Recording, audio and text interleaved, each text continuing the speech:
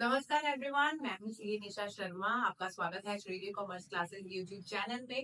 Budget 2025 has been announced और सबके चेहरे पर खुशी है। इसको मिडिल क्लास का बजट कहा जा रहा है क्योंकि बहुत से बेनिफिट दिए गए हैं in respect of direct tax. जितनी निराशा बजट 2024 को सुनकर हुई थी, उतनी ही ज्यादा खुशी बजट 2025 को देख के हो रही है।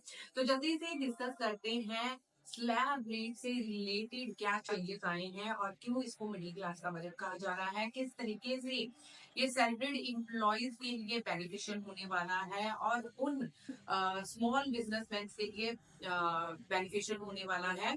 तो की हाइलाइट्स डिस्कस करेंगे और डिटेल में डिस्कस करेंगे कि कैसे 87A की रिबेट को हम कंसीडर करने वाले हैं अकॉर्डिंग टू न्यू बजट। तो चलिए, मैंने एक एग्जाम्पल तैयार की है स्लैब रेट को समझाने के लिए। Suppose Raha is earning income of rupees 15 lakh in financial year 25-26. How should we get benefit from new tax regime? Will she get rebate under section 87A? सो सारे क्वेश्चंस को हम यहाँ पे डिस्कस करेंगे एक एक करके। बजट के आने से पहले हमारे पास जो स्लैब रेट एप्लीकेबल थे वो देख लेते हैं। 0 से 3 लाख पे नील, 3 to 7 lakh 5%, 7 to 10 lakh 10%, 10 to 12 lakh 15%, 12 to 15 lakh 20% and above 15 lakhs 30% का टैक्स रेट एप्लीकेबल था, जो कि इस फाइनेंशियल ईयर की इनकम पे एप्लीकेबल है। अगर रामा इस स्लैब रेट के अकॉर्डिंगली अपनी इनकम कैलकुलेट करती है तो टैक्स लायबिलिटी वुड बी 1,40,000, क्योंकि उसकी इनकम है 15 लाख रुपए। ठीक है, अब हम आ जाते हैं आफ्टर बजट। बजट में स्लैब रेट्स को चेंज कर दिया गया है।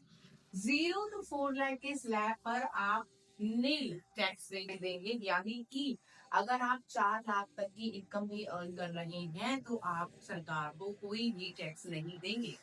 4 से 8 लाख की इनकम पर 5%, 8 से 12 10%, 12 से 16 लाख 15%, 16 से 20 लाख 20%, 20 से 24 लाख 25%, अबव 24 लाख 30% का टैक्स रेट जो है वो प्रपोज किया गया है बजट 2025 में।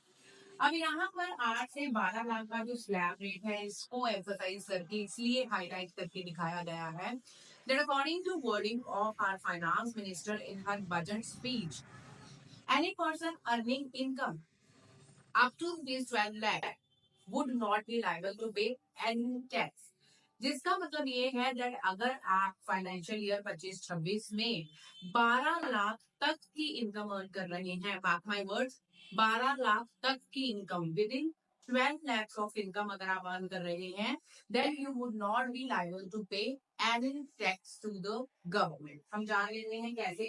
पहले इस केस को डिस्कस कर लेते हैं। 15 लाख की इनकम पे 1,40,000 टैक्स है as per new tax regime की, लेकिन बजट 2024 के अकॉर्डिंगली।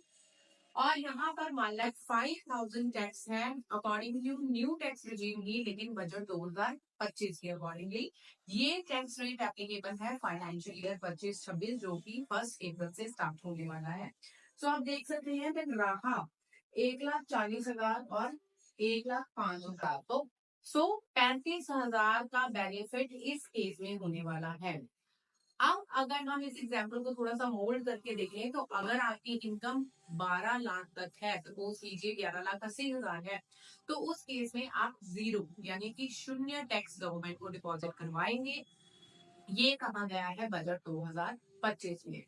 यहाँ पर हम एजुकेशन सेस की बात नहीं कर रहे हैं, यहाँ पर हम सिर्फ बेसिक टेस्ट ही डिस्कस कर रहे हैं, इसलिए अब यहाँ पर हम एजुकेशन सेस जोड़कर उसका कंपैरिजन नहीं कर रहे हैं। अब आते हैं सेकंड पॉइंट पर, जो कि है 87A की रिबेट के बारे में। क्या आपको यहाँ पर 87A की रिबेट नहीं मिलेगी? जी नहीं मिलेगी।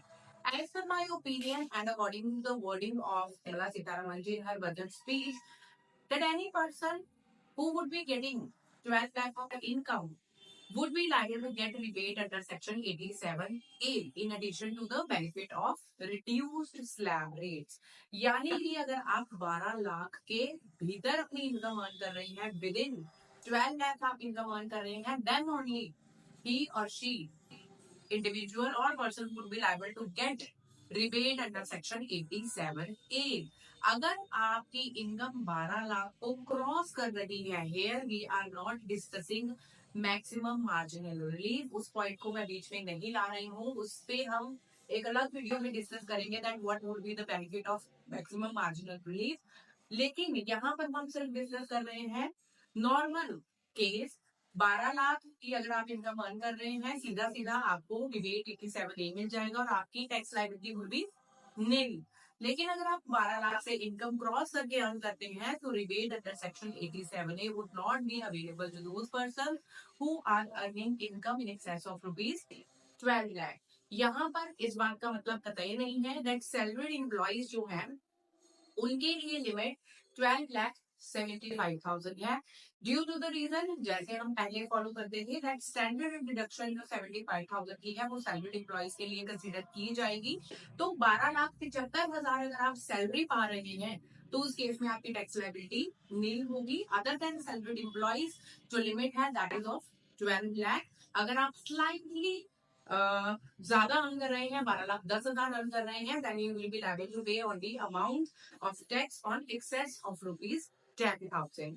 तो ये तो थी मेरी एक छोटी सी पेशकश बजट 2025 में। अभी बहुत से ऐसे की अपडेट्स हैं, पॉइंट्स हैं जो कि बजट में हाईलाइट किए गए हैं related to TDS TCS provisions.